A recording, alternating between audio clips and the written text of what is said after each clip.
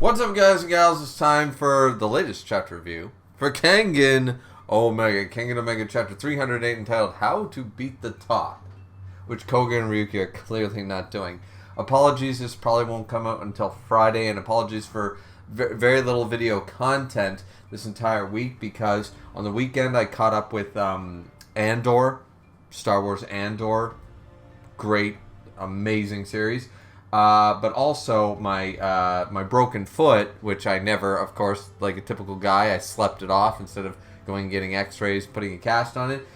It flared up like crazy all this week, and I've barely been able to make it walking from the bathroom to the bedroom, let alone getting down the stairs to record any videos. So this is the first day where I managed to hobble my ass down the stairs and be able to record something. So yeah, apologies for that in advance, but the Koga,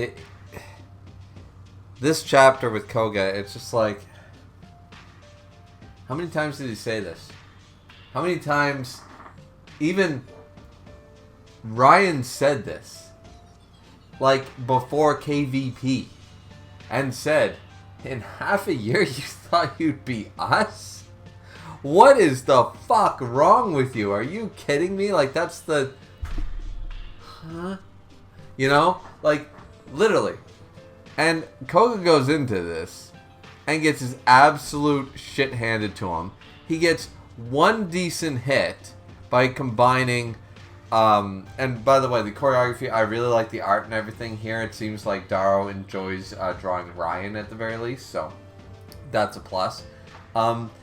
Ryuki is just beside himself, like he can barely keep up with him, like what the hell, like he's even sharper, and Koga is managing to dodge some blows and stuff like that, but then we learned that Ryan, of course Ryan, he's got this shit-eating grin on his face, he's not actually taking these boys seriously.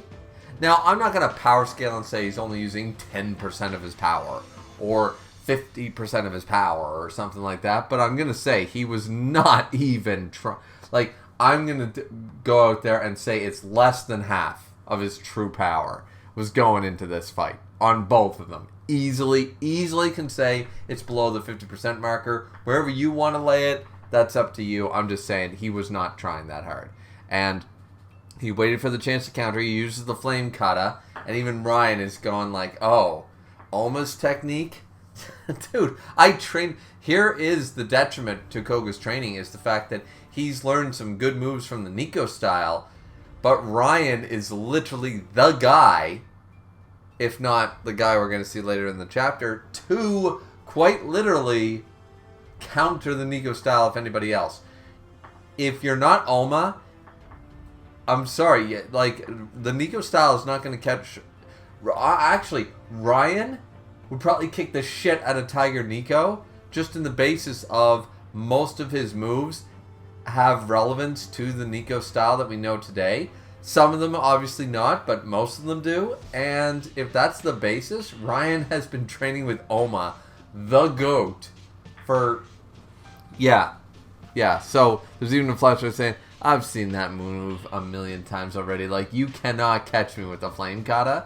Now, granted, he does a double heat, and Ryan immediately notices because he's like, oh, so you're going to chain it. He immediately recognizes that he was waiting for the attack. He went from flame kata into the Gao style, which apparently now he's able to use air rendering, which actually hits him. Did Ryan allow this? Probably, because as I said, he wasn't going all out. And he was like, because he immediately, the moment he went, oh, I've seen the flame kata before, I know where to catch you. Oh, I see what you're doing. Alright, Brat. Fair enough. And let it hit him. I'm going to go with that. I am 100% okay with allowing it because he didn't even falter. Like, he was like, took the air rendering, and he went, smack, and he slapped a bitch around right after, and he goes, hey, alright. Like, so, had Ryan been at all out, that never would have connected, in my opinion. However, the fact that he allowed it to happen, he was like, alright, I was going at, half-mast, and then, oh, you got, alright. And then he even says, he punched him and he said, alright, you've impressed me, and as your reward, I'll step it up a notch. So, Ryan, with all his aura intact, just said, alright, oh, you actually landed a decent hit? Caught me off guard? Not really, but alright, close enough to... Alright, let's release another 1, 2, 3, 5%. Boom! You know what I mean? And just completely destroyed him. Ryan laces up his boots, and he's just like, how you guys feeling? You doing alright? I'll give you some credit. That wasn't too bad. But if you actually want to do shit, keep training your asses off. And then he just walks away. And at this point, Ryuki and Koga, they're just like, are you alive and stuff? It's like, yeah, but you fucking wait. Give me half a year. It's like, dude, we gave you half a year last time. We gave you multiple years. It's been like 5 years. Or 3. I forget the timeline now. But it's been like 6.5 years since the end of Ashura. So Koga, you have had years. Literal years, not months. You've had years now to train. You're still getting your shit kicked. Granted, to be fair to that, the S tier has plateaued. And what I mean by that, plateaued, I don't know if that's a true word. But the S tier has evolved, so the S tier is higher to reach. Like the S tier in Ashura is about top of B, low A tier right now, if that makes sense. So what I mean by the fact that S tier has plateaued is it's dwarfed. It's reached a pinnacle and now it's gone beyond. So the current S tier is much stronger than the S tier at the end of Ashura. So to be fair to Koga, he's fighting a Ryan who has improved. He's fighting, characters who have obviously improved. They were S tier back in the day, and they're S tier now, but they're a better S tier than they were before. So, alright, fair enough. However, Koga, just stop. Just stop. Stop pretending you're the main character. You know what I mean? Like, just... Koga and Ryuki are not bad characters. They're not poorly written. They're not anything. They're just there at this point. The moment Oma came back, which I know so many Omega fans hate, Kengan fans hate. But the moment he came back, Oma was our main character. Gundam Seed Destiny did the exact same thing. At the end of the day, Kira Yamato is our main character for Gundam. Or Gundam Seed, I should say. For Gundam Seed. No new character you introduce is going to defeat our OG, because our OG is our OG. So, the fact of the matter is, the moment Oma came in, it was solved. You can have these characters, that's fine, but it is what it is. Now, we go to the Gakigara Forest.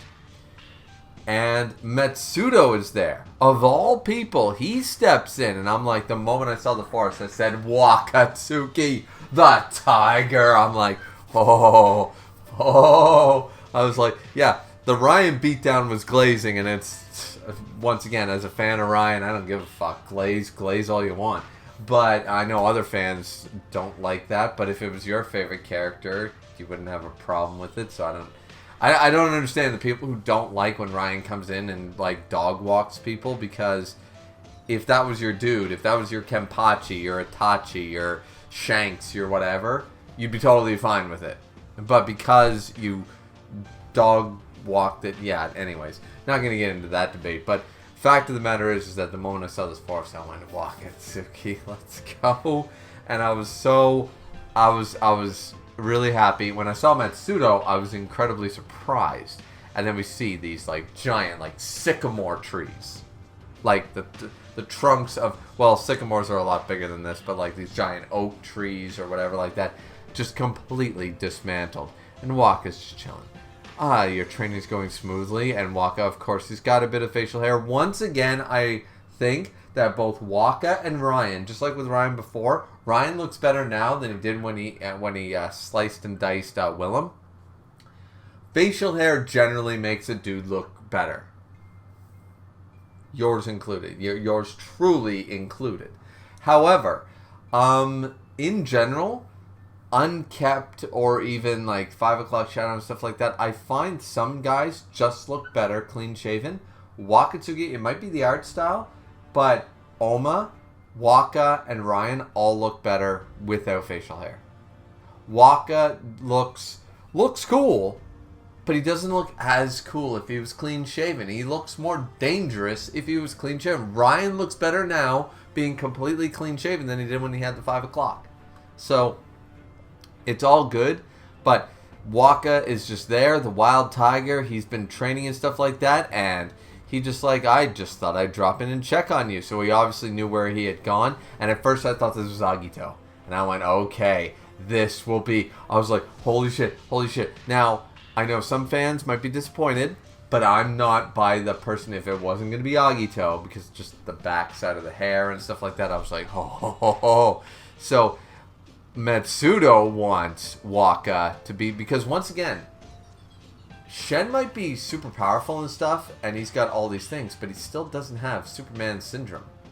Technically speaking, Wakatsuki's blast core is likely, by power alone, stronger than any strike that Shen can actually do, because he does not have Superman syndrome.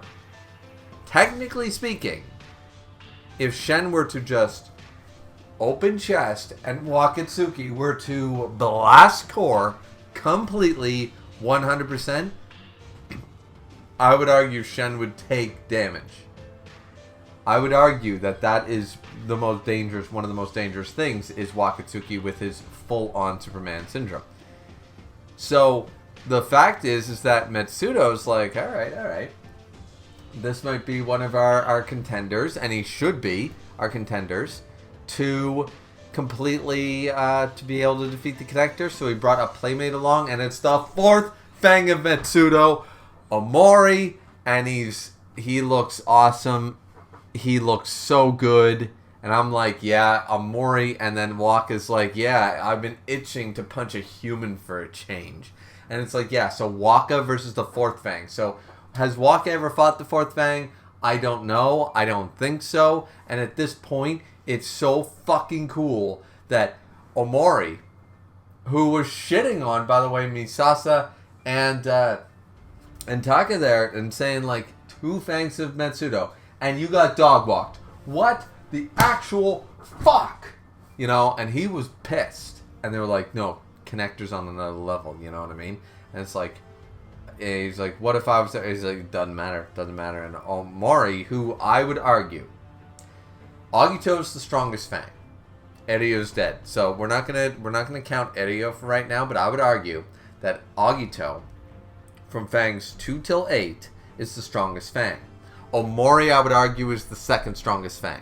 Once again, not counting Erio. I don't know how to count Prime Erio. Prime Erio is probably the strongest Fang. But just from 2 till 8, Omori is the 2nd strongest Fang, right behind Agito.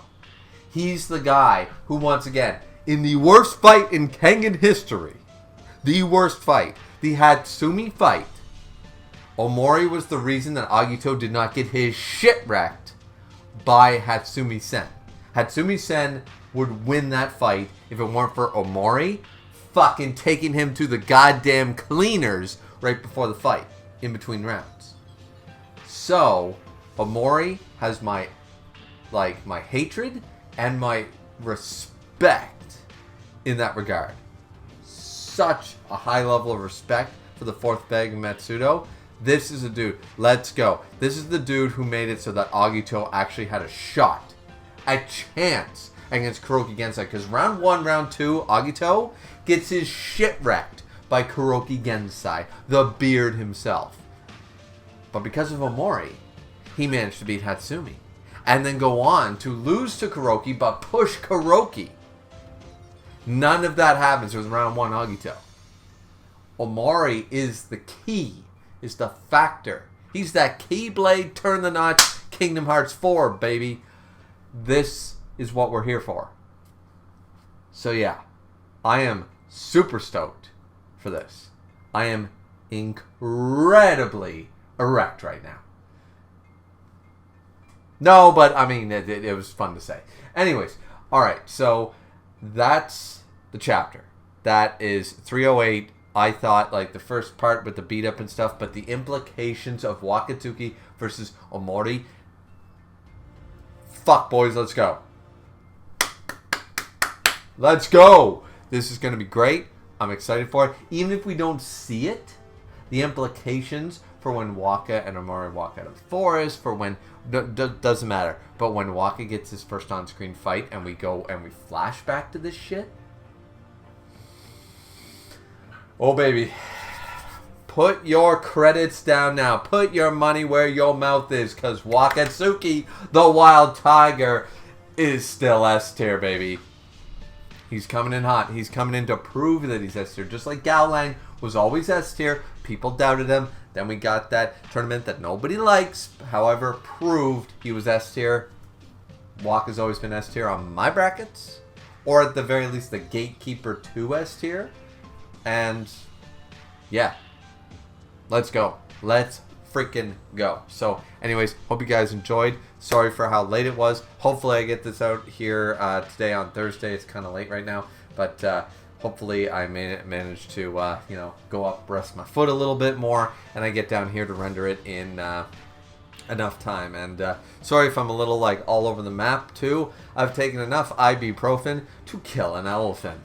So, yeah. Because I'm a guy. I don't go to the doctor for painkillers. Take the over-the-counter stuff and ignore the warning labels. That's my motto. Anyways, yeah, kids, don't do that. Anyways, like, comment, and subscribe as always. We'll see you guys back here next time for chapter 309. Looking forward to it. Hopefully you guys are too. And we'll hopefully see you guys back here next time. Have a good one, everyone. This was a great chapter. I liked it. I hope you guys did too. And we'll see you back here. Sayonara.